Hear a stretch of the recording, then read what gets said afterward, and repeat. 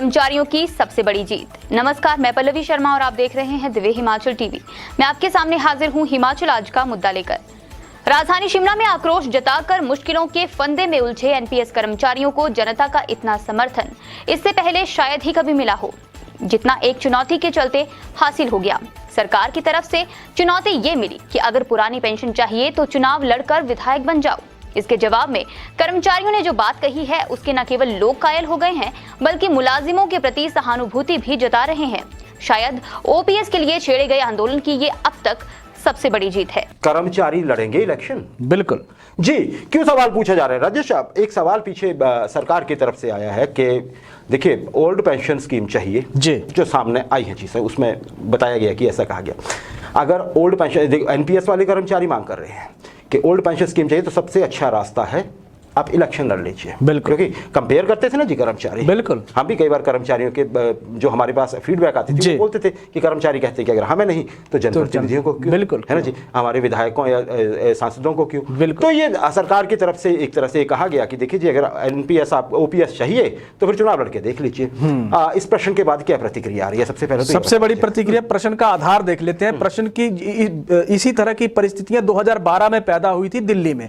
दिल्ली में कांग्रेस की सरकार थी अग्निहोत्री जी और आम आदमी पार्टी के कार्यकर्ता आंदोलन पे वहां बैठे थे और उसमें चाहे केजरीवाल की बात हो, अन्ना हजारे की बात हो, जहां से आम आदमी पार्टी का फिर उदय हुआ था।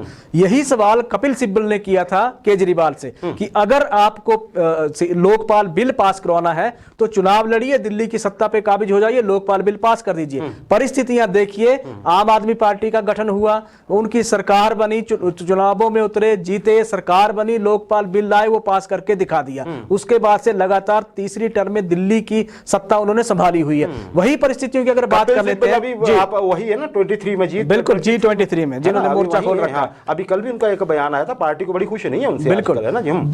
दूसरी चीज की हिमाचल की परिस्थितियों को देख लें तो पिछले कल का जिस तरह का मुख्यमंत्री जयराम ठाकुर का एक बयान सामने आया है, इन्होंने सदन में प्रतिक्रिया दी थी। उन्होंने ये कहा था कि व्यवस्था इस तरह की है, अगर कर्मचारी को लगता है कि पुरानी पेंशन इतनी आसान है तो वो चुनाव लड़के देख के पेंशन ले सकते हैं। स्वाभाविक प्रावधान है, बिल्कुल स्वाभाविक रूप से प्रतिक्रिया है, इसमें कोई लाग लपेट वाली बात नहीं थी। लेकिन इसके बाद से प्रदेश भर में कर्मचारियों की अगर हम बात करें तो हंगामा बरपा हुआ है। आप सोशल मीडिया उठा के देख लीजिए, हर तीसरी पोस्ट इसी पे आ रही है और जिसमें चाहे सरकार के लिए भी कमेंट हो रहे हैं कि उनको सरकार को भी कर्मचारी चुनौती दे रहे हैं। लेकिन बड़ी बात यह है कि कर्मचारी कह रहे हैं कि रिटायरमेंट के बाद चुनाव लड़के दिखाएंगे। जी, चुनौती सरकार को क्या दी जा रही है जी? सरकार को चुनौती कर्मचारी ये दे रहे हैं कि कर्मचारी सीधे तौर पे कह रहे हैं कि वो तो चुनाव लड़ लेंगे, वो चुनाव जीत भी जाएंगे, लेकिन जितने जो सरकार है, जो मंत्री हैं, जो विधायक हैं, या चाहे पक्ष के नेता हैं या पक्ष के नेता हैं, वो सरकारी नौकरी में लग के दिखाएं, टेस्ट क्वालिफाई करके दिखाएं। इस तरह की चुनौती अब सोशल मीडिया पे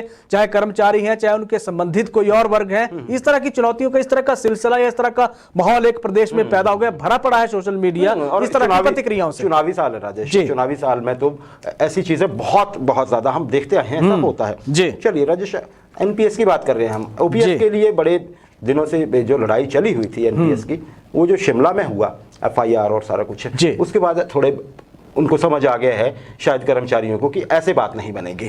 तो पर आज एक आंदोलन था इनका जी, है ना जी, क्योंकि अभी मांग छोड़ी नहीं है, तो शायद छोड़ेगी भी नहीं, जो इनकी कमिटमेंट दिखती है।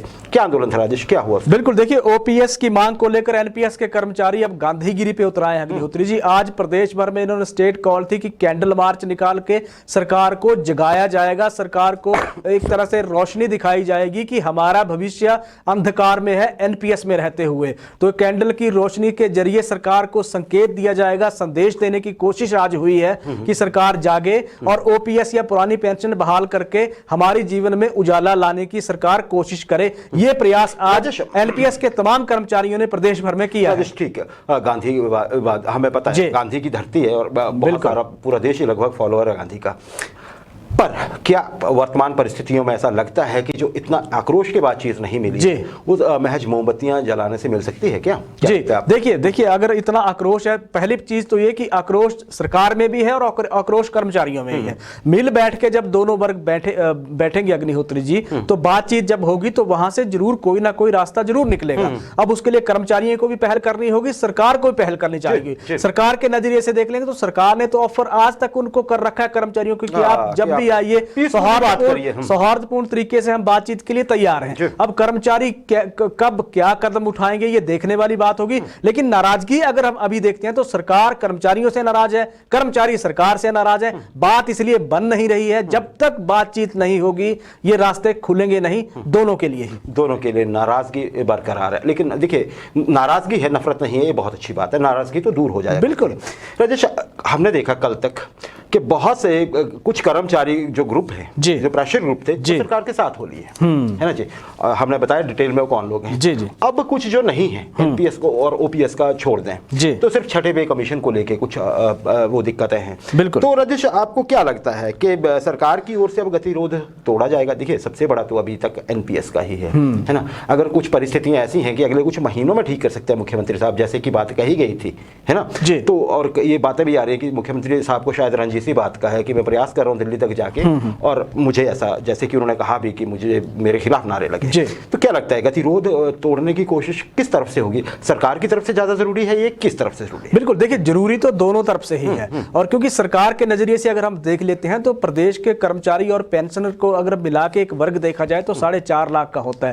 वोटर के लिए आप फिर उनकी फैमिलीज को मल्टीप्लाई कर ले तो वर्ग तो बहुत बड़ा है। सरकार नहीं चाहेगी कि ये वर्ग लंबे अरसे तक उनसे उठा रहा है। इसीलिए अब दिक्कत यह है कि क्योंकि अगर मुख्यमंत्री जयराम ठाकुर दिल्ली गए थे और कहा जा रहा है कि वित्त मंत्री से उन्होंने मुलाकात करके बिल्कुल एनपीएस के मसले पे बात भी, दबाव सरकार पे भी बहुत ज्यादा अग्निहोत्री जी। सरकार के नजरिए से देखें तो दबाव को झेलने के लिए चुनावी साल में, लेकिन कर्मचारियों को सबसे बड़ी बात है कि बात सबसे पहले पहल कौन करेगा ये देखने वाली बात होगी। पहल कौन करेगा देखने वाली बात होगी। चुनावी साल है जैसे आपने कहा, तो सब शांति से निपट जाए। और कर्मचारियों को भी, जैसे सरकार को चाहिए, ठीक है, राजनीति जब काम किया कर्मचारियों के लिए तो वोट भी चाहिए आगे पार्टी के नाम पे, और कर्मचारियों को भी है जहां आपने इतना टाइम दबाव बनाया और परिस्थितियां भी आपको लगता है कि सुधर सकती हैं, तो बेटर है कि वहीं अगली बार हो सकता है कि दबाव के लिए और कुछ साल ही लग जाए, है ना। मांग मनवाते यहाँ तो स्थितियां लगभग बराबर जैसी हैं राजेश।